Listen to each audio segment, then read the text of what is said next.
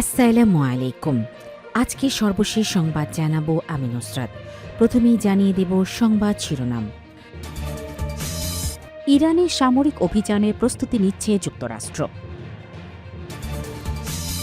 স্বাধীনতার পর যে আসনে প্রথম নারী এমপি হলেন। নির্বাচনে প্রার্থী হওয়ায় খতিবকে চাকরিচ্যুত। নির্বাচিত সংসদ সদস্যরা 2 বিষয়ে শপথ নেবেন বললেন আলী রিয়াজ। সর্বশেষ জানাবো, নিজ দলের 5 কর্মীকে পুলিশে দিলেন নবনির্বাচিত এমপি। শিরোনাম শুনলেন, এবারে বিস্তারিত। ইরানের সামরিক অভিযানের প্রস্তুতি নিচ্ছে যুক্তরাষ্ট্র। ইরানের বিরুদ্ধে দীর্ঘ কয়েক সপ্তাহব্যাপী বড় ধরনের সামরিক অভিযানের প্রস্তুতি শুরু করেছে যুক্তরাষ্ট্রের সামরিক বাহিনী। মার্কিন প্রেসিডেন্ট ডোনাল্ড ট্রাম্প যদি চূড়ান্ত আক্রমণের নির্দেশ দেন, তবে মধ্যপ্রাচ্যে 2 দেশের মধ্যে এ যাবৎকালের সবচেয়ে ভয়াবহ সংঘাত তৈরি হতে পারে বলে আশঙ্কা করা হচ্ছে। রয়টার্সকে দেয়া সাক্ষাৎকারে 2 মার্কিন কর্মকর্তা এই তথ্য নিশ্চিত করেছেন। পেন্টাগন সূত্র জানা গেছে, এই অভিযানের প্রস্তুতি হিসাবে মধ্যপ্রাচ্যে ইতিমধ্যে অতিরিক্ত আরও একটি বিমানবাহী রণতরী পাঠানো হচ্ছে। এর পাশাপাশি কয়েক হাজার অতিরিক্ত সেনা, যুদ্ধ বিমান এবং গাইডেড মিসাইল ডেস্ট্রয়ার মোতায়েন করা হচ্ছে, যা আক্রমণ ও প্রতিরক্ষা উভয় ক্ষেত্রেই সমানভাবে কার্যকর। হোয়াইট হাউসের মুখপাত্র অ্যানা কেলি জানিয়েছেন, ইরানের বিষয়ে প্রেসিডেন্ট ট্রাম্পের সামনে সব ধরনের বিকল্প পথ খোলা রয়েছে এবং তিনি জাতীয় নিরাপত্তার স্বার্থে যে কোনো সময় চূড়ান্ত সিদ্ধান্ত নেবেন। মার্কিন কর্মকর্তারা বলছেন, এবারের সামরিক পরিকল্পনা আগের চেয়ে অনেক বেশি জটিল ও বিস্তৃত। এর আগে গত বছর ইরানের পারমাণবিক স্থাপনায় যুক্তরাষ্ট্রের হামলা চালালেও সেটি ছিল সুনির্দিষ্ট লক্ষ্যবস্তু ভিত্তিক, কিন্তু বর্তমান পরিকল্পনায় ইরানের রাষ্ট্রীয় ও নিরাপত্তা অবকাঠামোকেও লক্ষ্যবস্তু করা হতে পারে। সামরিক বিশ্লেষকেরা সতর্ক করেছেন যে ইরানের বিশাল ক্ষেপণাস্ত্র ভাণ্ডারের কারণে এই অভিযানের মার্কিন বাহিনীর জন্য ঝুঁকি অনেক বেশি হতে পারে। এদিকে সম্ভাব্য এই হামলার আশঙ্কায় কড়া হুঁশিয়ারি দিয়েছে ইরানের রেভলিউশনারি গার্ড। তারা জানিয়েছে, ইরানের ভূখণ্ডে কোনো ধরনের হামলা হলে মধ্যপ্রাচ্যে থাকা জর্ডান, কুয়েত, কাতার ও তুরস্ক সহ বিভিন্ন দেশে অবস্থিত মার্কিন সামরিক ঘাঁটিগুলোতে পাল্টা আঘাত হানা হবে। প্রেসিডেন্ট ট্রাম্প সম্প্রতি উত্তর ক্যারোলাইনায় মার্কিন সেনাদের উদ্দেশ্যে দেয়া ভাষণে বলেছেন, ইরানের সঙ্গে একটি চুক্তিতে আসা কঠিন হয়ে পড়েছে এবং পরিস্থিতি নিয়ন্ত্রণে আনতে ক্ষেত্র বিশেষে ভয় দেখানো প্রয়োজন হয়ে পড়ে। সব মিলিয়ে মধ্যপ্রাচ্য এখন এক চরম উত্তেজনাপূর্ণ পরিস্থিতি বিরাজ করছে। স্বাধীনতার পর যে আসনে প্রথম নারী এমপি হলেন। দেশ স্বাধীন হওয়ার পর এই প্রথম মানিকগঞ্জ 3 আসন থেকে বিএনপির নারী প্রার্থী হিসেবে বিপুল ভোটে বিজয়ী হয়ে সংসদে যাচ্ছেন আফরোজা খানম রীতা। ধানের শীষ প্রতীক নিয়ে 1,03,103 ভোটের ব্যবধানে জয়ী হয়েছেন তিনি। এই ঐতিহাসিক জয়ের ফলে জেলার সাধারণ জনগণ তাকে মন্ত্রী হিসেবে দেখতে চাচ্ছেন। তার ভূমিধস বিজয়ের পরেই সামাজিক যোগাযোগ মাধ্যম ও স্থানীয় রাজনৈতিক অঙ্গনে তাকে মন্ত্রী করার জোর দাবি উঠেছে।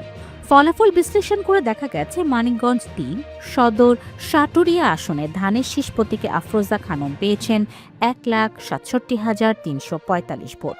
নিকটতম প্রতিদ্বন্দ্বী 11 দলীয় জোট সমর্থিত বাংলাদেশ খেলাফত মজলিসের মোহাম্মদ সাইদ নূর পেয়েছেন 64,242 ভোট।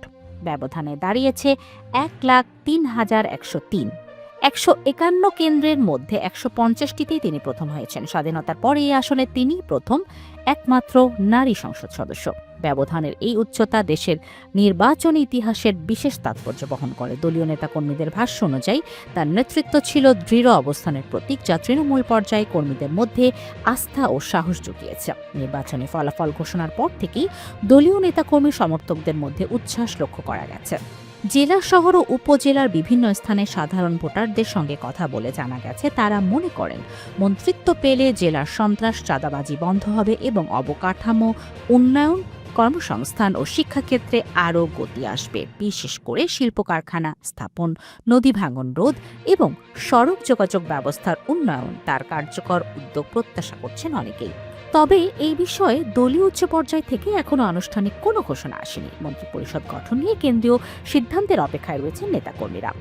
মানিকগঞ্জবাসীর প্রত্যাশা, এই বিপুল জনসমর্থনের প্রতিফলন ঘটিয়ে জেলার এই জনপ্রতিনিধিকে গুরুত্বপূর্ণ দায়িত্ব দেওয়া হবে। আফরোজা খানম রীতা ঢাকা বিশ্ববিদ্যালয়ের সাবেক মেধাবী শিক্ষার্থী। তিনি Munnu group of industries, Munnu medical college and হাসপাতাল, মুন্নু ইন্টারন্যাশনাল স্কুল অ্যান্ড কলেজের চেয়ারম্যান সহ বিভিন্ন গুরুত্বপূর্ণ দায়িত্ব পালন করে দীর্ঘদিন ধরে দেশের অর্থনীতিকে গুরুত্বপূর্ণ ভূমিকা রেখে চলেছেন।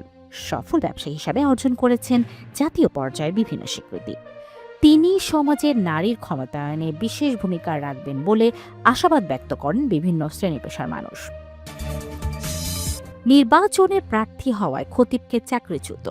কুমিল্লা 10 আসন থেকে ত্রয়োদশ জাতীয় সংসদ নির্বাচনের ইসলামী আন্দোলন বাংলাদেশের মনোনীত প্রার্থী হিসাবে অংশ নেয়া মুফতি মোহাম্মদ শামসুদ্দোহাকে খতিবের পদ থেকে অব্যাহতি দিয়েছে সংশ্লিষ্ট মসজিদ পরিচালনা কমিটি। শুক্রবার 13 ফেব্রুয়ারি নিজের ফেসবুক আইডিতে চাকরিচ্যুতির চিঠি প্রকাশ করে বিষয়টি নিশ্চিত করেন তিনি। ঘটনাটি ঘিরে ধর্মীয় অঙ্গনে আলোচনা সমালোচনার সৃষ্টি হয়েছে। মসজিদ পরিচালনা কমিটির জারি করা অব্যাহতি পত্রে বলা হয়, জাতীয় সংসদ নির্বাচনে অংশ নেওয়ার মাধ্যমে তিনি মসজিদের পরিচালনা নীতিমালা এবং সরকারি মসজিদ ব্যবস্থাপনা নীতিমালার সংশ্লিষ্ট ধারা লঙ্ঘন করেছেন, তাই তাকে অব্যাহতি দেওয়া হয়েছে। সিদ্ধান্তটি 14 ফেব্রুয়ারি থেকে কার্যকর হবে বলে চিঠিতে উল্লেখ রয়েছে। জানা যায়, মুফতি শামসুদ্দোহা প্রায় 1 যুগ ধরে ঢাকার ধানমন্ডির সায়েন্স ল্যাব কেন্দ্রীয় জামে মসজিদে জুমার খতিব হিসেবে দায়িত্ব পালন করে আসছিলেন। সদ্য সমাপ্ত জাতীয় নির্বাচনে তিনি ইসলামী আন্দোলন বাংলাদেশের মনোনীত প্রার্থী ছিলেন। নিজের পোস্টে শামসুদ্দোহা লেখেন, জাতীয় নির্বাচনে অংশ নেওয়া তার ব্যক্তিগত ধর্মীয় ও সাংবিধানিক অধিকার। নির্বাচনী কার্যক্রম পরিচালনার জন্য নিয়মতান্ত্রিকভাবে ছুটি নিয়ে প্রচারণায় অংশ নিয়েছেন। নির্বাচনকে অজুহাত হিসেবে দেখিয়ে তাকে অব্যাহতি দেওয়া হয়েছে বলে দাবি করেন তিনি অভিযোগ করেন, জুলাই আন্দোলনে ভূমিকা রাখার কারণেও পূর্বেও তাকে আরিফ বিন হাবিব নামে আরেক আলেমকে অব্যাহতি দেওয়া হয়েছিল।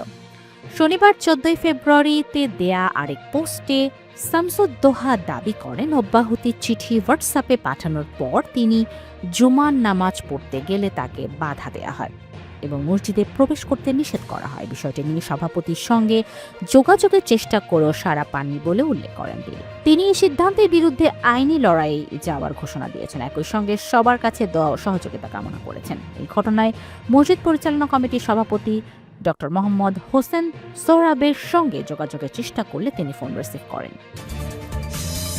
নির্বাচিত সংসদ সদস্যরা 2 বিষয় শপথ দেবেন বললেন আলী রিয়াজ। নির্বাচিত সংসদ সদস্যরা 2 বিষয় শপথ দেবেন, একটি জাতীয় সংসদ, অন্যটি সংবিধান সংস্কার পরিষদের সদস্য হিসাবে বলে মন্তব্য করেছেন প্রধান উপদেষ্টার বিশেষ সহকারী আলী রিয়াজ।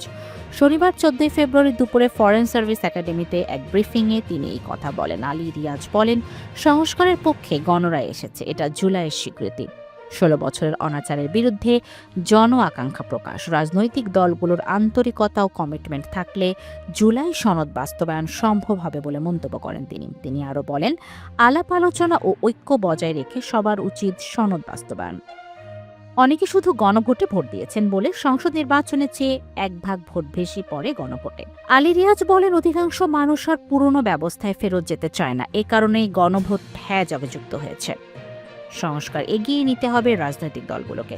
অঙ্গীকার অনুযায়ী দলগুলো কাজ করবে বলে আশাবাদ ব্যক্ত করেন তিনি। এদিকে প্রধান উপদেষ্টার প্রেস সচিব শফিকুল আলম বলেন, 16 বা 17 ফেব্রুয়ারি নতুন এমপিদের শপথ পাঠ অনুষ্ঠান হবে। সারাটা দিন চিৎকার চেঁচান